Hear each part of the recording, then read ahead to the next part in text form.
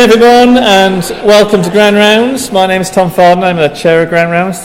It's a delight to see so many people here. I was just speaking to Annie, our speaker, just there. How it's always interesting to me to look out at the audience and how varied it is and how it changes week to week depending on the speaker. So I mean that's obvious, isn't it? You're going to go to things that you're more interested in. But I hope that if you do come along us to something you're interested in, you'd look at the email for the next week and think, well, actually, I might be interested in that as well, and come and see something that's a little bit out of your wheelhouse, something that's not.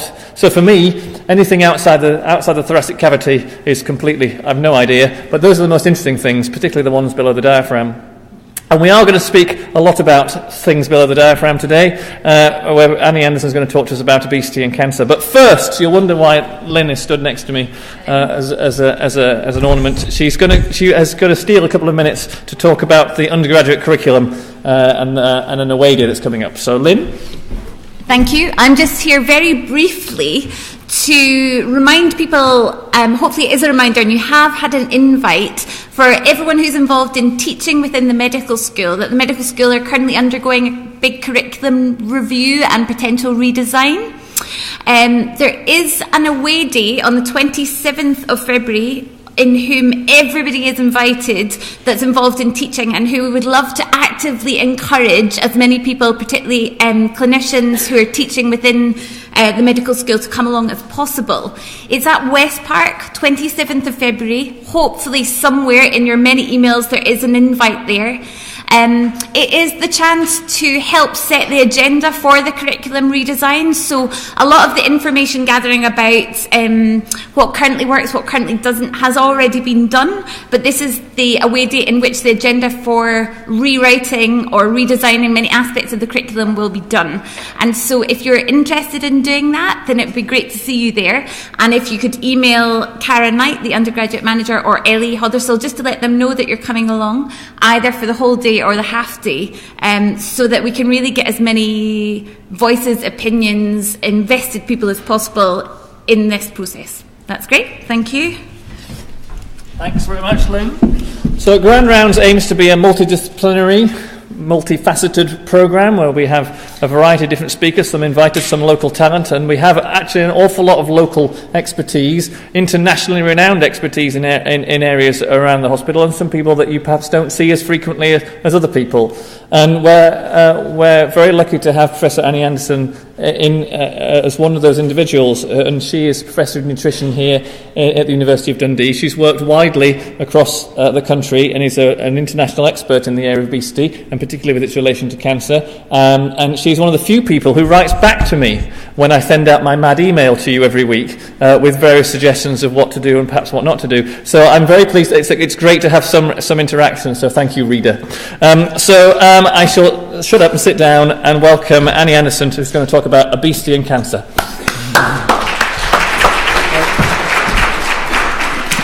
Thanks, Tom. And I love your emails. I really look forward to them. I just got really annoyed when you were saying very loose things about, it doesn't matter what you eat, let's have fun, because it matters.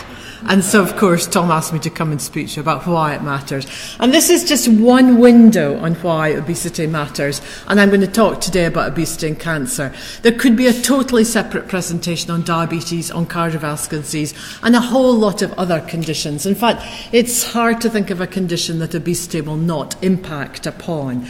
But this is something that I feel very strongly about, an area that there's increasing evidence upon. And the kind of slant that I want to take today is to think about our everyday practice and whether, in fact, we do all think a bit like Tom. It's something just to not get too worried about. Or it's something that we should all be considering, both within the environment we live, within our NHS roles and within our work sites. So let's start with some data from the States, because they're bigger there, but we're going that way. But a paper published in 2017, overweight and obesity are associated with increased risk of at least 13 different types of cancer. So after smoking, it is the lifestyle factor that's most closely related to increased risk. If you look at overweight and obesity-related cancers, they account for 40% of all cancers diagnosed in 2014, and that number is rising year on year. About 55% of cancers in women and 24% of those in men are overweight and obesity-related cancers. And the incidence of overweight and obesity-related cancers increased significantly amongst younger people, something that hit the headlines this week on Monday, which was World Cancer Day. And this might be what our future looks like. It's not a future that we want. This is the review from the New England Journal of Medicine, published from the IARC working group, which I was a member of, looking at the relative risk of body fatness. And we are using the term body fatness there as opposed to obesity, because obesity measured by BMI is, of course, a proxy for body fatness. So you can get people with a high BMI who are athletic and muscly, but we're actually talking about body composition and body fat. I've highlighted two of the most obvious examples in terms of esophageal cancer, adenocarcinoma, and cancer of the uterus. But there are a whole range of other cancers which we know the evidence is sufficient for, and ones that are fairly common in this country, including bowel cancer and postmenopausal breast cancer. The World Cancer Research Fund are the agency who does most of the work pulling together the evidence, undertaking systematic reviews on different exposures related to lifestyle, but not smoking, and risk of cancer. And in their report that was published in May last year on body fatness and weight gain and the risk of cancer, they summarise the current evidence. So I have taken one table here from that report. Their evidence, as many of you will know, is summarised into strong, limited and substantial effect on risk unlikely. So the strongest evidence of all is that it has been graded as convincing. And in terms of increased risk, here are the cancer sites that we're particularly concerned about. Esophagus, I've already mentioned, but also pancreas, liver, bowel, breast, endometrium and kidney. And then those are all related to adult body fatness, but there's an additional exposure related to body fat that is of concern, and that is adult weight gain, which is associated with an increased risk of postmenopausal breast cancer. So you can still, in fact, find women who may be in the overweight category, but their weight gain during adult life is such that that in itself is an independent risk. And then there are a number of other cancers that are strongly related, but the evidence is at the probable level. I've circled mouth, pharynx and larynx because that's a new finding for 2018. But you can see that the range is high. There is also this difficult and tricky issue about adult body fatness being associated with decreased risk of premenopausal breast cancer. So the story is not straightforward. But when we look at our total cancer burden, our main concern is going to be about total body fatness and weight gain in women. Now, it isn't just an association. There's a good deal of work going on in the mechanisms involved, and we tend to think of three main categories of mechanisms in relation to insulin control, hormonal factors and inflammatory factors. And we can go into the cell biology in those, not an area that I particularly work in, but just to flag up that it isn't just an association that we're seeing. We can identify more detailed mechanisms. It's not something that we can ignore, and it's something that definitely needs more research. Research at a cellular level, but also research at public health level. And the estimates from the World Cancer Research Fund, which were done a few years ago now, when we knew of at least 11 cancers, were how many cases in the UK could be prevented if everyone was a healthy weight.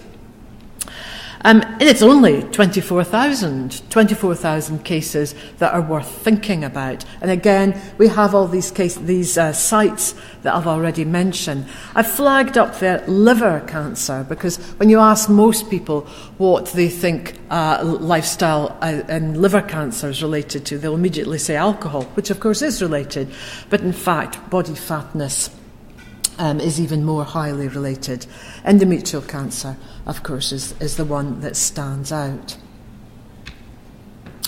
So nobody wakes up in the morning obese. Nobody goes to bed a normal weight and wakes up obese. So we need to think about weight gain. And actually, if we're just measuring and waiting for people to become obese, we're really missing our major issue around weight gain.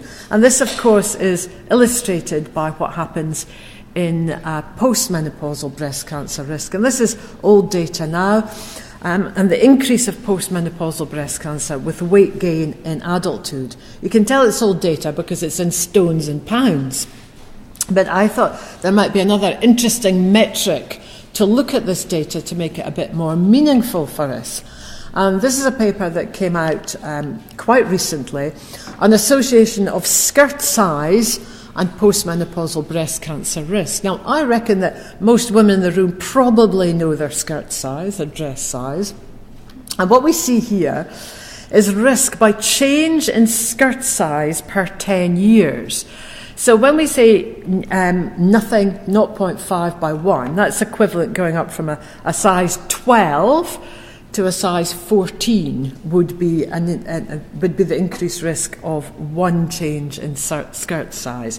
So it's a relatively modest rise in body weight that's associated with increased risk. And this has been looked at as risk per 5 kilogram increase in weight. It's a small risk, but we're talking about a risk for a disease that we don't really have any good pharmacological material that we can use for preventing the disease.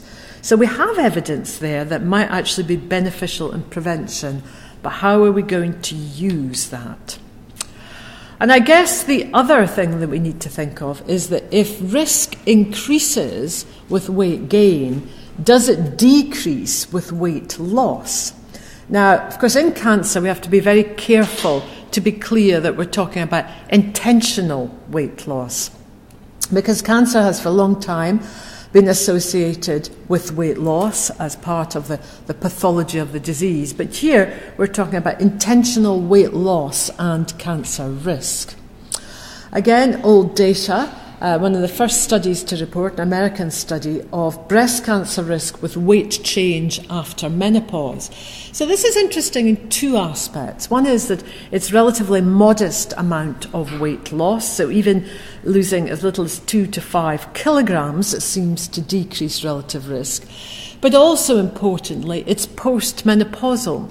So for those of you who meet women over 50 and say, it's too late now, it's not worth me losing weight, my disease is set, we don't think that this is actually the case. So that weight loss, even over 50, may decrease risk as well. What about intentional weight loss and endometrial cancer risk? This is an obvious area to look at given the relationship between body fatness and this cancer. And this is one study that's come out from a long-term follow-up of the Women's Health Initiative, which is a very large American study. And it was an intervention study, but there was also an observational part to this cohort. And these are women that were followed up for 11 and a half years for cancer risk. And for these women that had achieved weight loss during the original study, and then looking at them 11 and a half years later, we seem to have a decrease in endometrial cancer risk, again, with a relatively modest weight loss. On the other hand, women who had a weight gain of more than 10% of body weight had a clear increase in risk. So there's some direction here that would imply that weight loss may be beneficial. And then more recently, our colleagues in Aberdeen produced this systematic review and meta-analysis on the effect of weight loss interventions for adults who are obese on all-cause mortality, cardiovascular disease and cancer. And cancer is at the bottom there, because in terms of the evidence that's available, there's much fewer data sets. But again, it's looking encouraging in terms of indicative evidence suggesting we've got reduced cancer mortality and less likely risk of developing new cancers. So we know that obesity impacts on a number of different diseases, and it now looks like cancer is one of them, and weight loss is important. But perhaps the best data that we have that implies that weight loss might be beneficial is from our bariatric surgery cohorts. Now, I am not recommending bariatric surgery for weight loss.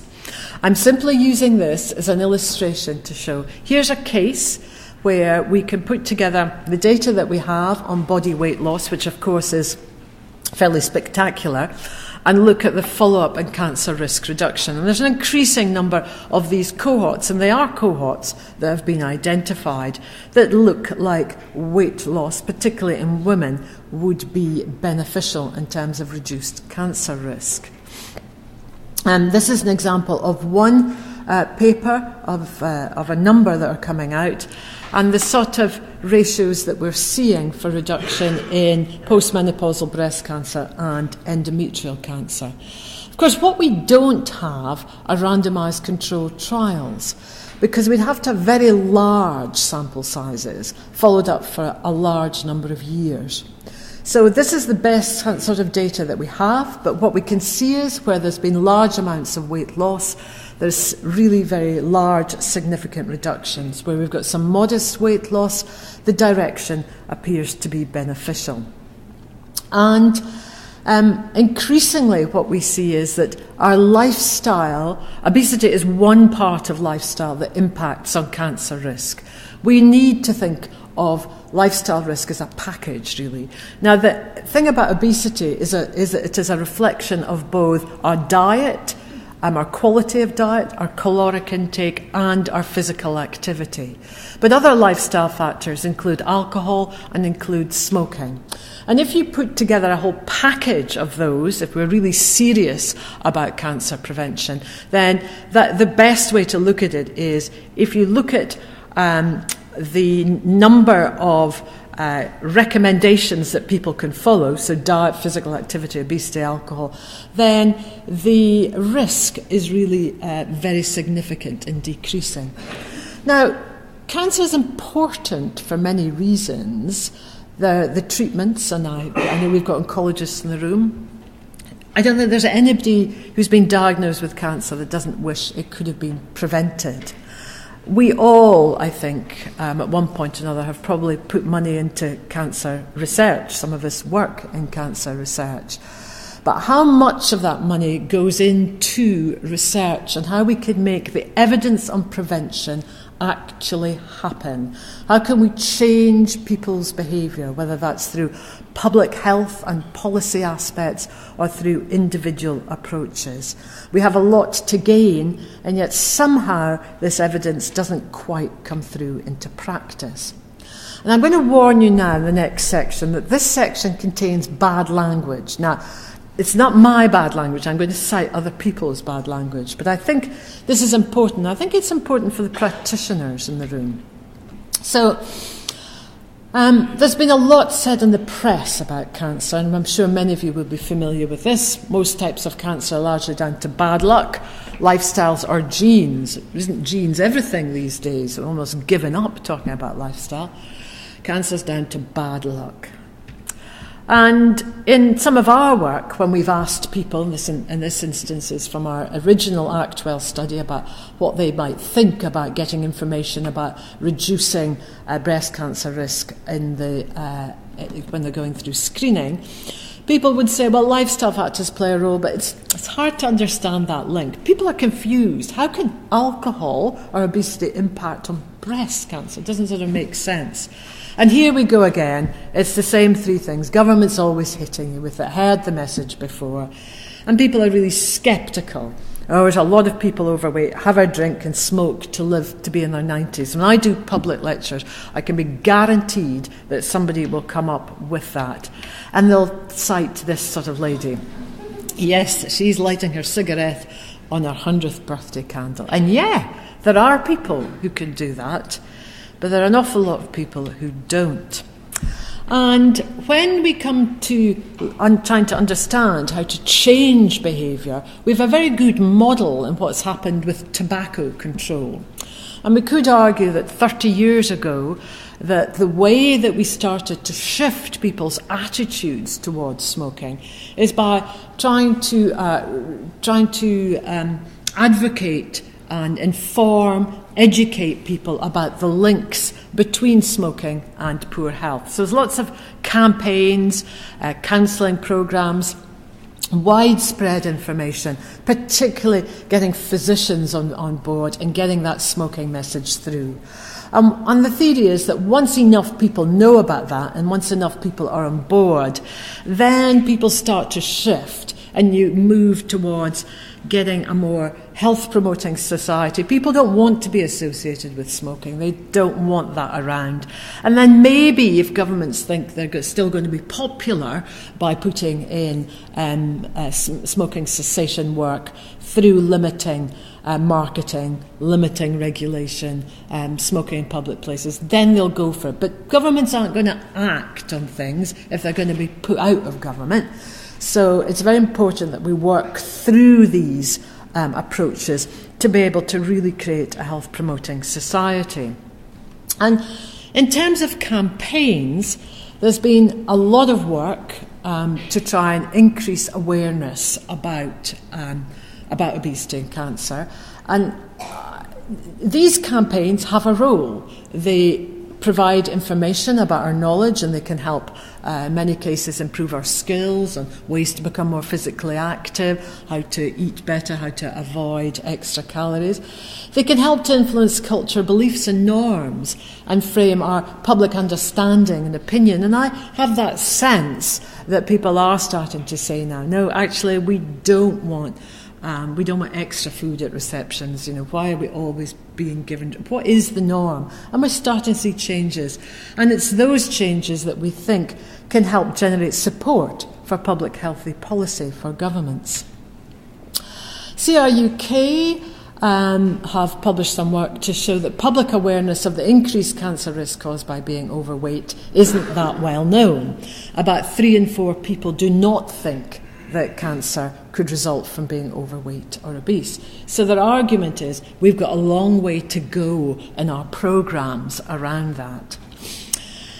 We did some work a few years ago now with the Association of Coloproctology, and we did a survey plus some qualitative data asking about how well clinicians felt they were prepared to deal with obesity in their patients now, who of course for many colorectal cancer patients, picked up early, treated well, survivorship we hope for many years, but many of them of course are overweight and obese. And our clinicians said, well, they didn't really like talking obesity. There's a lack of evidence for weight management. They weren't trained, they didn't have the time, they'd only got a certain amount of slots. Actually, the patient perspective is really important. And the quote that I've got here is not in the published paper because the editor asked if we would mind removing it. Roles and responsibilities, and some people said, well, their personal size, they felt it made it difficult. And we know from other work that personal size is both clinicians who have a large weight and clinicians who are thin. Either way, you can't win, with patients saying, what do you know about it, or why don't you do something yourself? Very, very tricky position. We've also done some work about trying to find out how to deal with BMI, obesity, which is now quite a sensitive issue. And we did a study of people who'd been, after undertaking a big survey, it was a longitudinal cohort study about how they felt about having been told that their weight, they were in a high weight category. And they said terms like body mass index or referring to an unhealthy nature of their weight were considered acceptable. The general feeling that the term fat should be avoided. In response to the word obese was largely negative, but might be appropriate in a health consultation. So you have somebody there to talk about it. And some younger people thought obese might motivate action, but clearly it could provoke negative emotions if used insensitively. I'd like to say this work was funded by Cancer Research UK. We thought it was quite important that we deal sensitively with this word obesity. It was one of the findings from this study.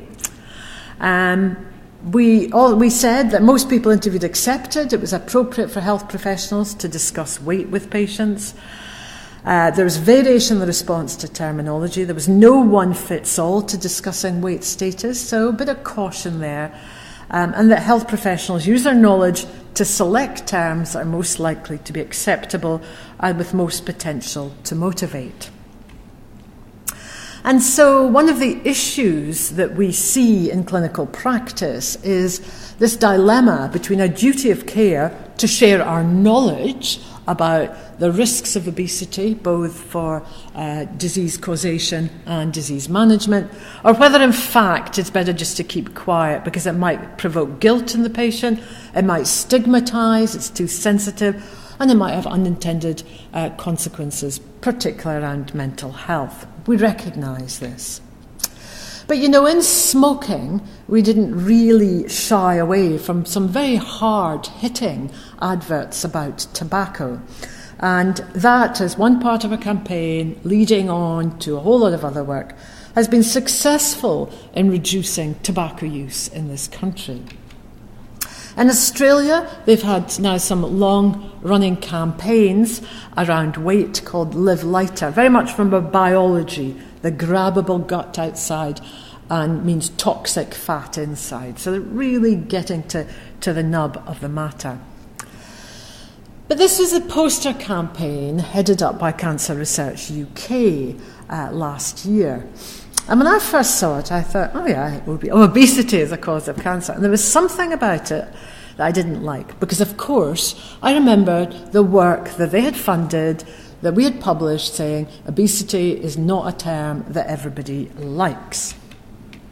And also, it seems to be that if you use a word with some gaps in it, that you may be seen as not that a pleasant a way to communicate. These are our best sellers. So I didn't really feel very strongly about that. And you can just sense there's something not right. There's something not right, okay. And this, I don't know if those of you that are on Twitter saw this one, but from a comedian, believe it or not. But she wasn't being a comedian when she was tweeting about this. And it has created a huge gulf in our community about stigmatising people who are obese. So sometimes you can get it wrong. At the same time as all this work was going on with Cancer Research UK, Margaret McCartney, writing in the BMJ, really went to town on her line that cancer patients should not be shamed for being obese. And all of us, I'm sure, would agree with that. But does that mean we cannot raise the topic? How do we deal with it? Does it actually create more harm than good? Aren't we health professionals that surely know how to address sensitive topics? And then you get some other people wiring in who say, well, thanks for the fat shaming. You helped me slim down. So there is no one way that's going to meet every need, but we need to find a way round to dealing with stigma. And my thoughts are that if we're going to raise awareness, we need to do so at the same time as finding a way to support people to help to lose weight and deal with the weight problem. And we have a very modest support in this country for weight loss. If you look at the smoking cessation model, we have for a long time, things have changed recently, offered a good deal of support. Will fat shaming help gain support for healthy public policy, or will it cause misery and bitterness and alienation? So instead of trying to get the support for governments to change, things will go worse. But how can we best link communications with enabling environments rather than a focus on personal responsibility? Perhaps we should be shaming the product and not the person. And we need to think very hard about the reasons for obesity beyond the individual. So what about our duty of care? And a good deal of my research is around cancer settings and how we could raise awareness and offer support within cancer settings. So within the health service, I think there are three main areas of interest within this arena. The first is our cancer screening programs. The second is our Detect Cancer Early, our symptomatic programs, and family history settings. And I'm just going to run through some of the work that we've been involved in. Now, many years ago, we undertook the Be Well study, which was offering lifestyle intervention for people who'd been picked up with colorectal adenomas through taking part in our national bowel screening programme. So they did not have bowel cancer, but they clearly had a risk for bowel cancer, and we thought this might be a teachable moment for changing lifestyles. And with our colleagues in the University of Stirling, we did some formative research, qualitative work on exploring that teachable moment. And what we found is that it isn't a teachable moment, but it has the potential to be a teachable moment if people are made aware of the risk factors for adenoma. The people that we interviewed actually didn't know, because nobody had ever said to them, did you know bowel cancer risks associated with obesity and diet and alcohol? In the screening programme, very little time is given to that. That people need to be able to relate these factors to their personal behaviours. Everybody knows they are healthier or better than the man next door. We tend to compare ourselves to the worst and not really understand. And to have a shared and accepted understanding that lifestyle is related to bowel cancer. Most people know that lung cancer is related to tobacco, but there's a great deal of scepticism with other cancers. And they also highlighted the importance of consultant endorsement. And by consultant, we're meaning the health professionals who are the experts in cancer. Many of you will have seen this slide before in terms of our Be Well study, 3-site study. We over 1,000 people said they were interested in taking part. We recruited the number that we needed for a weight loss study, and we were successful in achieving weight loss, reduction in blood pressure, blood glucose, and so on. We know that it's possible to achieve relatively modest weight loss in this group of people, many of whom came forward saying yes, they would be interested in knowing more. And currently, we have a full-scale randomised controlled trial called ACTWELL, offering lifestyle intervention for women, healthy women, coming through routine breast cancer screening. And the response to that has been colossal. We've had a very good response across 4 sites, and we should be able to report on that in October. But the other setting I'd like to talk about, because I've got an interesting window here, is in family history settings. So increasingly with colorectal cancer, the evidence is mounting that even for people with familial colorectal cancer, that lifestyle appears to be important. There has always been this view that genetics trumps everything, so it doesn't really matter what you do. And certainly when you look at investment at genetics, you do think that that seems to be the government view. But increasingly we see this information. So one of the things that we did quite recently was for people who were coming through endoscopy, either because of family history or because they had an increased risk or indeed them symptomatic, we asked them about lifestyle habits. And we looked at the number that met recommendations, had received advice, and would find information useful. So I'm going to zoom back into the body fatness line there. So 72% of these people who were coming forward for endoscopy were overweight or obese. About a third had received advice, but almost a half said they would find information useful. And this is a very typical setting where health professionals might say it's a sensitive area, they're too busy, they haven't been trained, and yet here is an opportunity that we are not using. We did run a feasibility study called the Living Well study, for people who were attending family history clinics, and this was done here in Tayside and Grampian, to see what the uptake would be like. And we asked our genetic counsellors if they would introduce the study to people coming through the clinics, and our trial team would then take it from there for people who are interested. We didn't recruit quite as well as we had anticipated from our other studies, so we did some focus groups with staff to try and find out why the study had not been discussed, and we knew that for some people it wasn't discussed. And here's the sort of information we got back, really useful for us. People thought it was inappropriate to raise it. They thought people might be ineligible, although nobody is weighed. They thought it wasn't suitable, it might create a poor patient response, geographically difficult for patients to come to have an intervention, it might be inconvenient, or they were in another study, and they were sceptical about the benefits of lifestyle. So within our NHS settings, I think there is much more that could be done. Cancer survivors. The area of obesity and cancer survivors is a hot topic. There's some debate, particularly within bowel cancer, whether it is helpful for people to lose weight, what happens after weight loss, and inevitably it depends on the size of people and the stage of people. But once people have gone through treatments, they're through the other side, we hope that they will live for some time, then we need to do everything to reduce not just the risk of recurrence, but the risk of death and other comorbidities. And the current view is that obesity management is high on the agenda. So, for example, we look at what the American Cancer Society colorectal cancer survivorship care guidelines are in our health promotion. At the top, counsel survivors to achieve and maintain a healthy weight. If overweight or obese, limit consumption of high-calorie foods and beverages and increase physical activity to promote weight loss.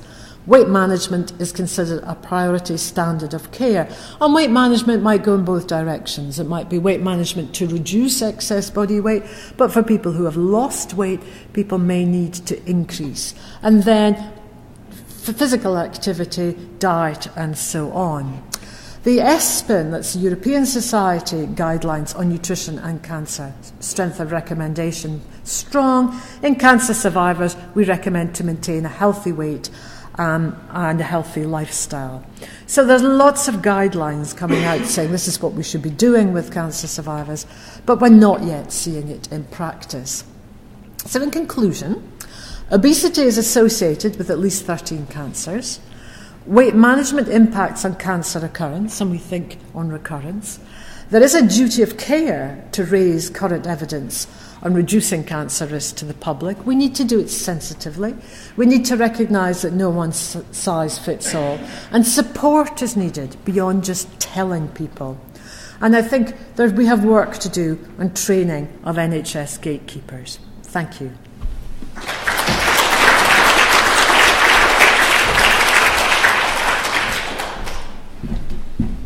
Right, you have to wait until I turn the microphones on, Tom. Give me 2 secs. There will no doubt be questions. I'm going to take Chair's privilege and ask you the first question, though. I see a lot of overweight, obese, high body fatness patients in respiratory clinic, and because if you are carrying around an extra 20 kilograms of weight, you're going to be more breathless than if you weren't, and it's a huge problem. There's no more chest physicians in the room, but I'm sure you can appreciate, a lot of my work in general respiratory clinic is, I'm afraid, the reason you're so breathless is that you're carrying around the weight of a 12-year-old child, and you need to lose that weight. The problem I face is, of course, and a lot of them are smokers as well. It's easier to tell someone to stop smoking because it's cessation, but I can't tell someone to stop eating. And so what I tend to find is people saying there is no amount of smoking that's healthy. You must smoke zero. And there's evidence for that, by the way. I'm not just making that up. There's evidence to show that one cigarette is bad. But the bigger problem is how much to eat. I've got to eat. What do you think? That's a real problem for us. People turn around to me and say, I eat nothing, doctor. You wouldn't believe how little I eat. I eat absolutely nothing.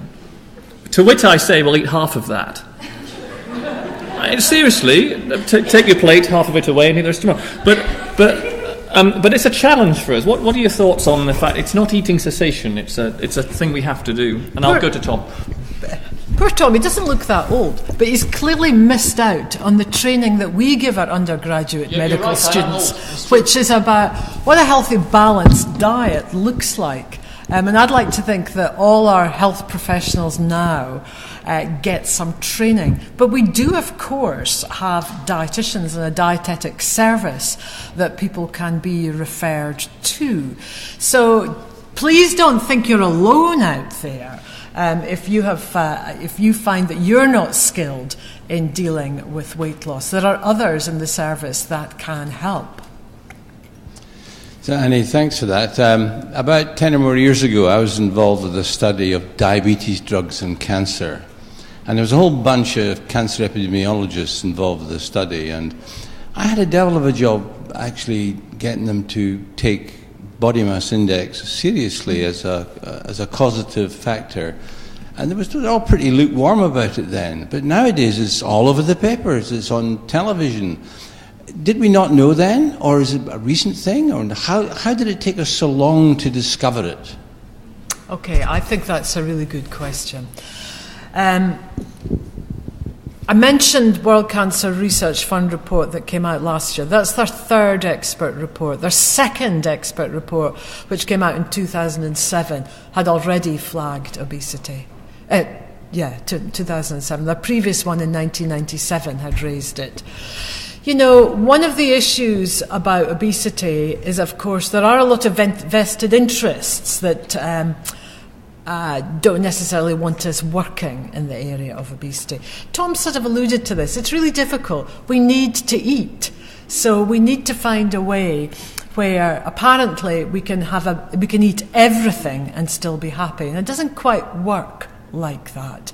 So I think it's taken a long time to get our health professionals concerned about that, about the topic. But the evidence has been there for long enough, and it's now, I guess, reached a stage where things need to be done.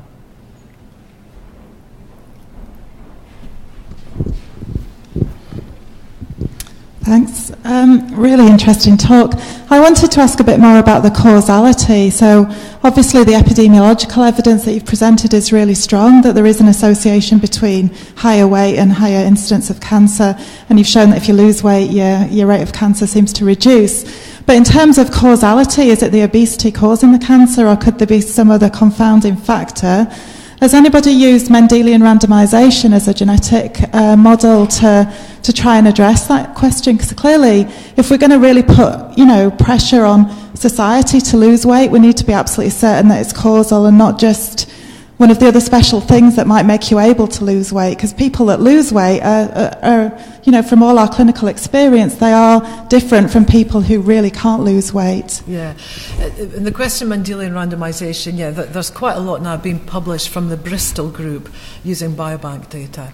In terms of causation, we're looking, the main pathways are already highlighted. Inflammation, for example, and that's a particular concern about bowel cancer. So there's lots of, there's those three main mechanistic pathways that are being examined. But the mechanistic pathways are kind of shared mechanisms, they're not causal.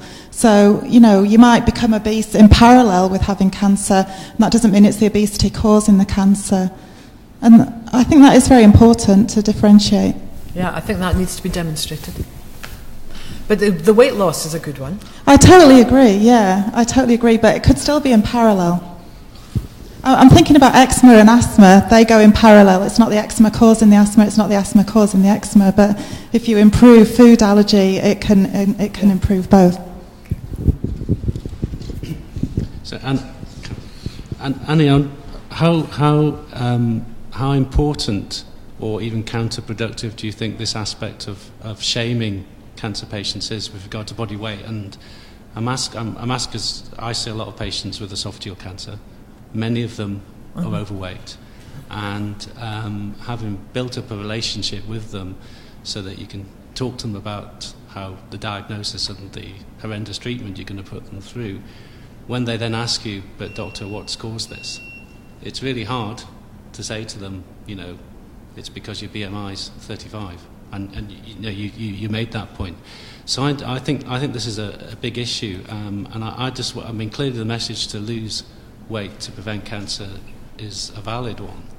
But do you think that this cancer patient shaming is going to be counterproductive? Do you think it's significant? How are we going to deal with it?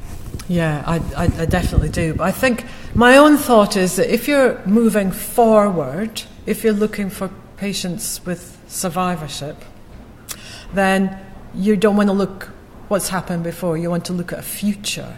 So for people who've got many years ahead, you want to make those years as healthy as they can. And then I think to talk about lifestyle is entirely appropriate. For people that are unlikely to make that, I think you have a difficult situation. I have an interesting parallel with lung cancer and COPD. It's very rare that someone comes to see me with lung cancer and doesn't accept that the smoking caused their lung cancer. And I think it's the education, it's the getting the awareness and the knowledge out there, because people don't appreciate the association. So I think it's difficult. Of course it's difficult. But when people say to me, what caused my horrendous COPD and lung cancer? Was it the smoking? Yeah. But it's just interesting that you brought the parallel of tobacco smoking cessation. Yeah.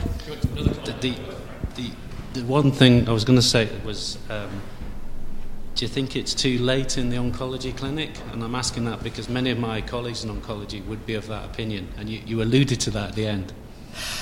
I think if somebody's going forward for treatment and you think they've got life ahead of them, then that life must involve lifestyle. If things don't look quite so fortunate, then you're always supporting the patient to eat as well as possible must surely come into care at all stages of cancer. Annie, I just wanted to maybe broaden it a little bit. It kind of links to what Sarah was saying in a sense. Obesity, 100 years ago there were very few obese people in this part of the world.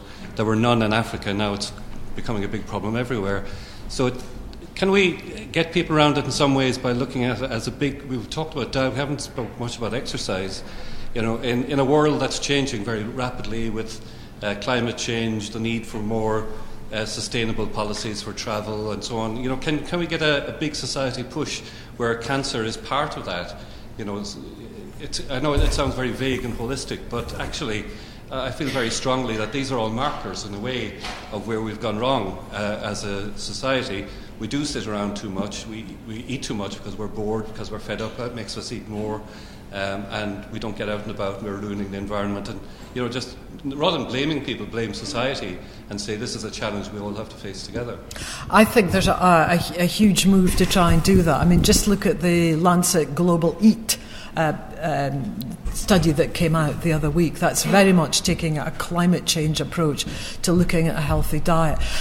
And you're right about physical activity and inactivity.